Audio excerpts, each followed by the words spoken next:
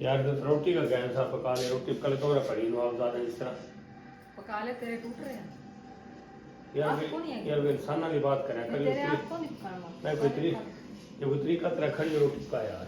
मैं तेरी नौकर को नहीं रख यार मेहरबानी कर, क्यों?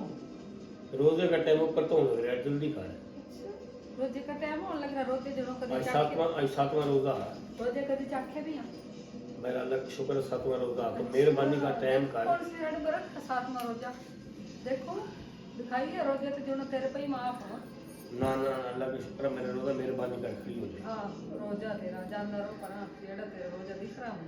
फिर मान ले कर किसी की बात सही क्या रोटियां खा का बग दिया, बेर शेर खाया हुआ, होटल पर खाया हुआ, कुछ समोसे पकोड़े आते पूरा रोजे घर मेरे भर की चली लो दिया घर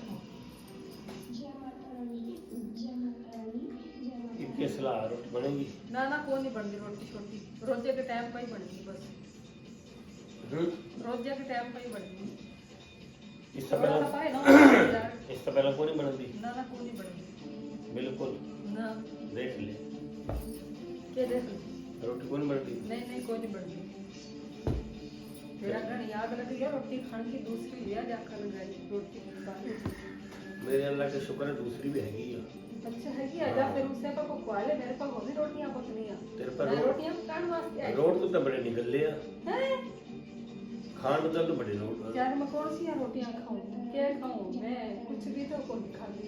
सदके जाऊं तेरे में, सदके जाऊं तेरे में। मार दिया ना मैंने पकी पकाई तन मिल गया सवेरे शाम, फिर भी तेरी मत्थे पर त्योड़ियां। नहीं यो ब्याह तो पहला तो नहीं किया, ऑर्डर बदल आके दे दे करूं। वो तो किसी दिन बंदा ले आकर देते हैं यार, यार रोज तो अच्छा जा रोज होटल पर तो पूरी होती है ना। हाँ ये बात तो गलत है तेरी। पुकार ही भला मैं तो तेरे वास्ते नाल कोई तरीका पकड़ के तरीका भी भला ये कसरा ड्रामा देख लो मैं। हाँ ड्रामे जो भी रहेगी और तेरा काम कौन सा